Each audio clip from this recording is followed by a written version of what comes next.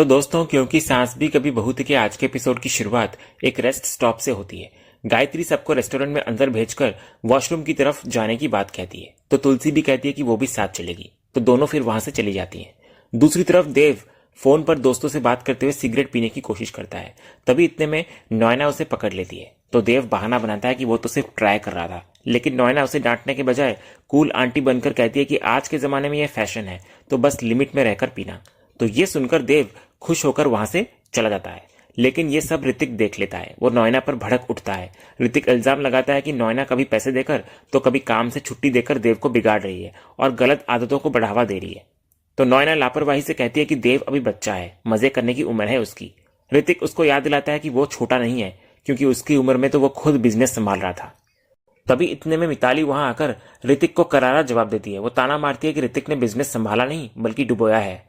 वो अपनी मासी नॉयना का पक्ष लेते हुए कहती है कि ऋतिक को उनका एहसान मानना चाहिए कि वे आज भी उनकी हेल्प कर रही हैं, वरना ऋतिक की वजह से तो पूरा परिवार सड़क पर आ गया है और आज अपना सब कुछ बचाने के लिए यहाँ वहां भटक रहा है। तभी ये तमाशा दूर खड़ी तुलसी और गायत्री देख लेती हैं। इधर तुलसी को देखते ही नॉयना उसके पास जाती है और शिकायत करती है कि तुलसी उससे ठीक से मिली भी नहीं। तो इस पर तुलसी रूखा सा जवाब देती है कि उसे नहीं पता था कि यहाँ पर आकर उसे नॉयना से खास मुलाकात करनी पड़ेगी। इतना बोलकर वो जय श्री कृष्ण बोलकर जाने लगती है, लेकिन नॉयना तुलसी को रोककर बात करने की जिद करती है। इधर गायत्री बीच में आती है, लेकिन तुलसी बात को संभालते हुए ऋतिक को बुलाती है। वो अपने बेटे को समझाती है कि काकी बुजुर्ग हैं और घर के बड़ों को ऐसे उबड़ खाबड़ रास्तों में अकेला नहीं छोड़ना चाहिए। वो ऋतिक को गायत्री का ख्याल रखने की जिम्मेदारी सौंपती है और खुद नॉयना से बात करने चली जाती है। उनके जाने के बाद पीछे ऋतिक गायत्री से कहता है कि मां के आने से उसे उम्मीद बंधी है कि शायद उन्हें घर बचाने के लिए 2 महीने की मोहलत मिल जाएगी। लेकिन गायत्री इससे भी बड़ी उम्मीद जताने लगती है। वो चाहती है कि मिहिर और तुलसी के बीच बातचीत शुरू हो जाए ताकि उनका घर परिवार बच सके। लेकिन ऋतिक को मिहिर के धोखे के बाद यह नामुमकिन लगता है, पर गायत्री अपनी आस नहीं छोड़ती। एपिसोड के दूसरे हिस्से में नॉयना और तुलसी के बीच तीखी बातचीत होती है। इधर नॉयना तुलसी की तारीफ करने का नाटक करती है कि इतना सब होने के बावजूद वो साथ आई, जबकि वो खुद मिहिर की पार्टनर बनकर आने वाली थी। तो तुलसी इस पर बेरुखी से कहती है कि अब मिहिर का कौन क्या है इससे उसे कोई मतलब नहीं, बस इतना साफ है कि वो मिहिर के साथ नहीं है। तभी नॉयना फिर से तंज कसती है कि साथ ना होकर भी तुलसी का आना बड़प्पन है। तो इस पर तुलसी करारा जवाब देती है कि उसके जैसे लोगों की सोच और त्याग को समझने के लिए नॉयना को भी वैसा बनना पड़ेगा, लेकिन जिसकी सोच में ही खोट हो वो इसे कभी नहीं समझ सकता। तो इधर नॉयना हंसकर आगे कहती है कि 6 सालों में दुनिया बदल गई, लेकिन तुलसी और उसकी इंसानियत और संस्कार वाली बातें नहीं बदली। तो तुलसी जवाब देती है कि संस्कार और इंसानियत कभी आउटडेटेड नहीं होते, चाहे कितने भी युग बीत जाएं, तो 6 साल तो बहुत ही कम है।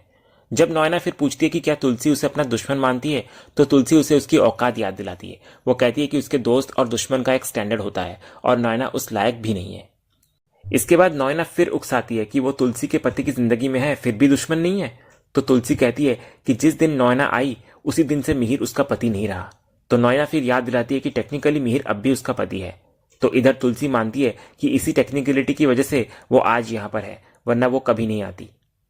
तभी नॉयना शक जताने लगती है कि कहीं 2 दिन साथ रहकर तुलसी का मन फिर से मिहिर को पाने का ना कर जाए। तो तुलसी उसको साफ कर देती है कि वो नॉयना जैसी नहीं है, इसलिए ऐसी गलतफहमी ना पाले। तभी इतने में मिहिर चाय समोसे लेकर आता है। तुलसी इस पर मना कर देती है कि उसे नहीं चाहिए, जिस पर मिहिर मजाक उड़ाते हुए कहता है कि वो तो नॉयना को ऑफर कर रहा था। तो तुलसी वहां से चुपचाप चली जाती है। इसके बाद जब नॉयना समोसे को ऑयली बताकर खाने से मना करती है, तो मिहिर उस पर तंज कसता है कि तेल न खाने की वजह से ही उसकी पर्सनैलिटी एकदम ड्राई है। इतना कहकर वो भी वहां से चला जाता है। इसके बाद अगले सीन में सफर आगे बढ़ने से पहले नॉयना और मिहिर के बीच बहस हो जाती है। नॉयना हक जमाते हुए मिहिर की कार की फ्रंट सीट पर बैठ जाती है, लेकिन मिहिर उसको उतरने को कहता है और गायत्री चाची की गाड़ी में जाने को बोलता है। वो समझाता है कि इस सीट पर तुलसी बैठेगी, क्योंकि उन्हें बापजी के सामने ये दिखाना है कि पति पत्नी के बीच सब कुछ ठीक है। अगर नॉयना साथ गई तो बापजी को शक हो जाएगा और सारा प्लान चौपट हो जाएगा। तो नॉयना फिर जिद करती है कि वो पीछे बैठ जाएगी, लेकिन मिहिर बहाना बनाता है कि पीछे वाली सीट शादी के सामान और पैकिंग से भरी हुई है, इसलिए वहां जगह नहीं है। तभी नॉयना की इस हिचकिचाहट को देखकर गायत्री वहां आ जाती है और उस पर तंज कसती है। वो पूछती है कि क्या नॉयना को मिहिर पर भरोसा नहीं है। फिर गायत्री कटाक्ष करती है कि अक्सर खुद गलत काम करने वाले लोगों को दूसरों में भी अपनी ही छवि दिखती है। तो इस पर नॉयना पलटवार करती है कि उसे किसी और पर हो या ना हो, लेकिन खुद पर पूरा भरोसा है। फिर आखिरकार जलते भूनते मन से नॉयना को गायत्री की गाड़ी में जाना पड़ता है। इधर दूसरी तरफ तुलसी को मिहिर के साथ फ्रंट सीट पर बैठते देख नॉयना को बहुत गुस्सा आता है, लेकिन वो चाहकर भी कुछ नहीं कर पाती। दूसरी तरफ एग्जीबिशन में एक ग्राहक कपड़े को आर्टिफिशियल सिल्क समझ रहा होता है। तभी अंगद वहां जाकर कपड़े को छूता है और तुरंत कह देता है कि यह सिल्क नहीं बल्कि कॉटन और पॉलिस्टर का मिक्स है। जब लोग उसकी परख पर सवाल उठाते हैं तो अंगद गर्व से कहता है कि यह उसका खानदानी बिजनेस है और वो इसी माहौल में बड़ा हुआ है। फिर वो उनको बार कोड स्कैन करके सच्चाई जानने का तरीका भी कहता है, जिससे उसकी जानकारी और अनुभव साबित होता हुआ नजर आता है। एपिसोड के दूसरे हिस्से में एग्जीबिशन के बीच काम के तनाव को कम करते हुए कुछ हल्के फुल्के पल देखने को मिलते हैं। तुलसी की लड़कियां काम छोड़कर बिंदा को घेर लेती हैं और उससे पूछने लग जाती हैं कि आखिर वो और अंगद भाई पहली बार कैसे मिले थे। तभी इतने में वहां अंगद भी आ जाता है और गुस्से में उन्हें काम करने पर ध्यान न देने के लिए डांटता है। तो वृंदा शरारती अंदाज में कहती है कि अब अंगद भी आ गए हैं तो वही बताएंगे। इधर लड़कियों की जिद पर अंगद बड़े फिल्मी अंदाज में वृंदा को पीछे से बाहों में भरकर कहता है कि वे ऐसे मिले थे। तो वैष्णवी और बाकी लड़कियां उनकी जोड़ी की तारीफ करते हुए उन्हें बहुत लकी कहती है। फिर वृंदा हंसते हुए याद दिलाती है कि उनके प्यार की निशानी उनके 2 बच्चे हैं, जिस पर अंगद भी मजाक में कहता है कि 2 और कर लेते हैं ना, जिससे माहौल खुशनुमा हो जाता है। तभी इतने में तुलसी का फोन आता है। वो सफर के बीच भी अपने काम और लड़कियों की फिक्र कर रही होती है।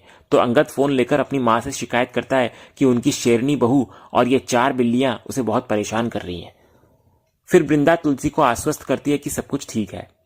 तभी तुलसी अपनी समझदार बहू पर भरोसा जताने लगती है और लड़कियों को काम में ढील न देने की सख्त हिदायत देकर फोन रख देती है।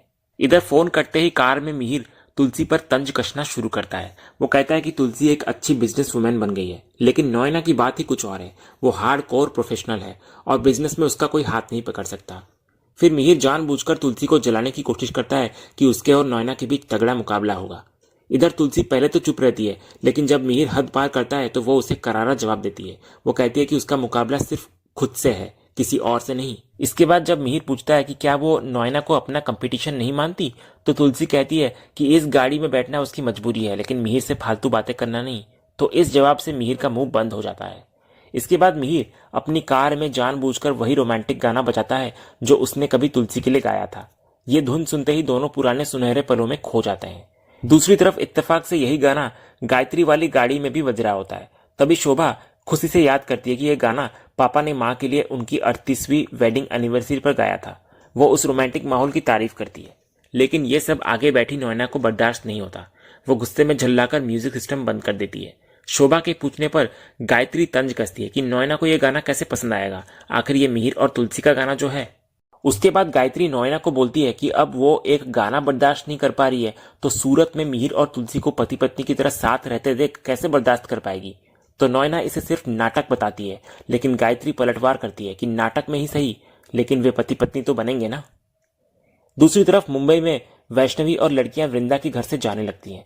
वृंदा उनकी हेल्प के लिए शुक्रिया अदा करती है, लेकिन बच्चे अक्षत और माधवी लड़कियों के साथ इतना घुल मिल जाते हैं कि उन्हें जाने नहीं देना चाहते और साथ चलने की जिद करते हैं। इधर अंगद मजाक में बच्चों को जाने की परमिशन दे देता है ताकि वो वृंदा के साथ अकेले वक्त बिता सके, लेकिन प्लान उल्टा पड़ जाता है। जब माधवी जिद करती है कि आई के बिना उसको नींद नहीं आएगी, तो लड़कियों के जोर देने पर वृंदा भी बच्चों के साथ चली जाती है, जिससे अंगद घर में अकेला रह जाता है। उसका रोमांस का प्लान चौपट हो जाता है। तभी इतने में रणविजय का फोन आता है, जो देखकर अंगद चिढ़ जाता है और कहता है ये इडियट अब क्यों फोन कर रहा है मुझे। एपिसोड के आखिरी सीन में वीरानी परिवार सूरत में बाबजी के घर पहुंचता है। घर के आंगन में कदम रखते ही तुलसी की नजर तुलसी के पौधे पर पड़ती है और वो श्रद्धा से गायत्री मंत्र का पाठ करने लगती है। ये देखकर पूरा परिवार रुक जाता है और तुलसी के पौधे को नमन करता है।